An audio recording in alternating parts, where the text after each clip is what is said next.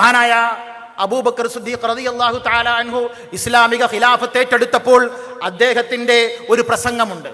ഞാൻ എൻ്റെ നാട്ടിലുള്ള ആളുകളോടൊക്കെ അത് എപ്പോഴും പറയാറുണ്ട്. എന്തിനാണെന്ന് വെച്ചാൽ ആ പ്രസംഗം ഏറെ പ്രസക്തമാണ്. എന്താണ് ആ പ്രസംഗം? ഞാൻ യാ അയ്യുഹന്നാസ് ഖദ് വല്ലീതു അലൈക്കും, ജനങ്ങളെ ഞാൻ നിങ്ങൾക്ക് മേൽ അധികാരം സ്ഥാപിക്കപ്പെട്ടവരാണ്. വലസ്തു ബിഖൈരിക്കും, ഞാനല്ല നിങ്ങളുടെ കൂട്ടത്തിൽ ഉത്തമൻ. ഞാൻ തന്നെയാണ് സംഭവം, ഞാൻ ഭയങ്കര ഇതിങ്ങനെ പറയലല്ല, മറിച്ച് ഞാൻ നിങ്ങളുടെ കൂട്ടത്തിൽ ഏറ്റവും ഉത്തമനല്ല എന്നാണ് മഹാനവറുകൾ പറഞ്ഞത്. ഫഇൻ റഅയ്തുമൂനി അലാ ഹഖ്ഖിൻ ഫഅയ്നൂനി, ഞാൻ എന്തെങ്കിലും ചെയ്യുന്ന കാര്യം നല്ലതാണ് എന്ന് നിങ്ങൾക്ക് തോന്നിയാൽ നിങ്ങൾ എന്നെ സഹായിക്കണം. നല്ലത് ഞാൻ ചെയ്ത നിങ്ങൾ എന്നെ സഹായിക്കണം. വഇൻ റഅയ്തുമൂനി അലാ ബാത്തിലിൻ, ഞാൻ ഖുർആനിനും ഹദീസിനും വിരുദ്ധമായിട്ട് എന്തെങ്കിലും ചെയ്തു എന്ന് നിങ്ങൾക്ക് തോന്നിയാൽ ഫസദ്ദിദൂനി, എന്നെ നിങ്ങൾ തിരുത്തണം.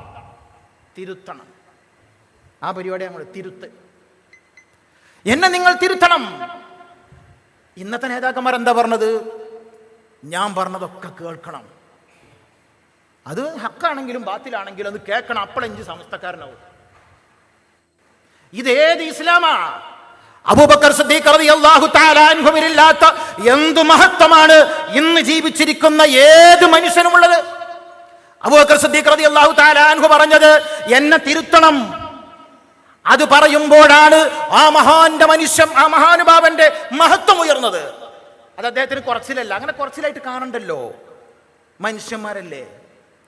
നമ്മുടെ അബൂബക്കർ സിദ്ദീഖ് റളിയല്ലാഹു അൻഹു ഇങ്ങനെ പറഞ്ഞെങ്കിൽ നമ്മളൊക്കെ എങ്ങനെ പറയണം?